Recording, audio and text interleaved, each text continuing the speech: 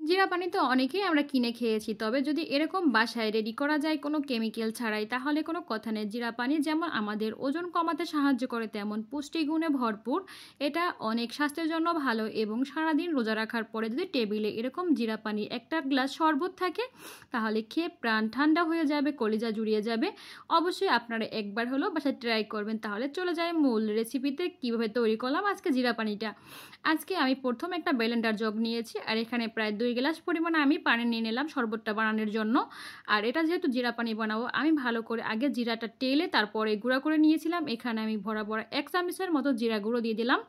আর এটা যেহেতু আমি বানাবো জিরা পানি সেক্ষেত্রে তো অবশ্যই আমাদের তেঁতুলের কাঠটা দরকার হবে।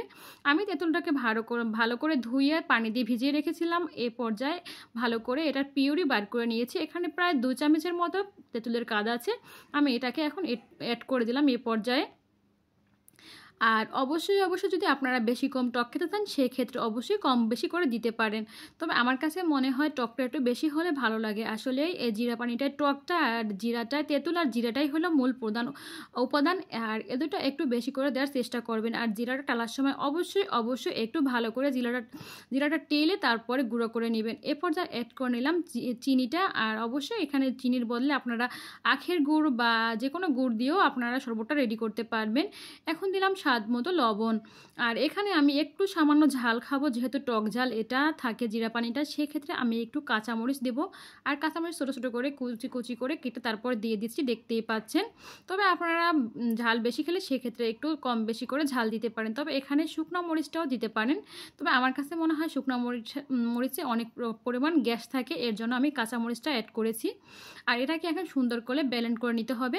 দেখতে পাচ্ছেন আমি ব্লেন্ডারের ঢাকনাটা ঢেকে দিচ্ছি, তারপরে ব্লেন্ড করে নিচ্ছি। আর এখানে আমি দেখেন সুন্দর করে জিরা দিয়ে তারপরে গ্লাস দুটাকে ডেকোরেশন করে নিয়েছি। এ পর্যায়ে আমি কিন্তু ব্লেন্ড করা জুসটাকে ঢেলে নিলাম। আর দেখতেই পাচ্ছেন কত সুন্দর একটা পিউরি হয়েছে। আর এত সুন্দর একটা যদি শরবত থাকে আপনার ইফতার টেবিলে তাহলে কোনো কথাই নেই। আসলে সারাদিনে রোজা রেখে আর প্রচুর পরিমাণে গরম পড়ে, এর জন্য যদি এরকম টক ঝাল মিষ্টি একটা শরবত থাকে তাহলে তো কোনো কথাই নেই। আর আমি এখন গ্লাসের উপরে একটু ছড়িয়ে দিলাম শরবতটার উপরে আর কি একটু জিরা গুঁড়া, আর দিয়ে দিচ্ছি একটু ছোটো করে স্লাইস করে কেটে রেখেছিলাম লেবু, সেগুলো আমি ২ পিস করে দিয়ে দিচ্ছি।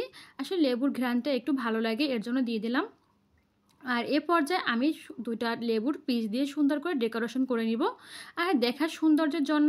তবে আপনারা আপনাদের ইচ্ছা মতো ডেকোরেশন করতে পারেন। তবে আমার কাছে খুব ভালো লেগেছে। যদি আপনাদের কাছে আমার ভিডিওটি ভালো লাগে তাহলে অবশ্যই একবার হলেও ট্রাই করবেন। ভালো থাকবেন, সুস্থ থাকবেন। আল্লাহ হাফেজ অ্যান্ড আসসালামু আলাইকুম এভরিওয়ান।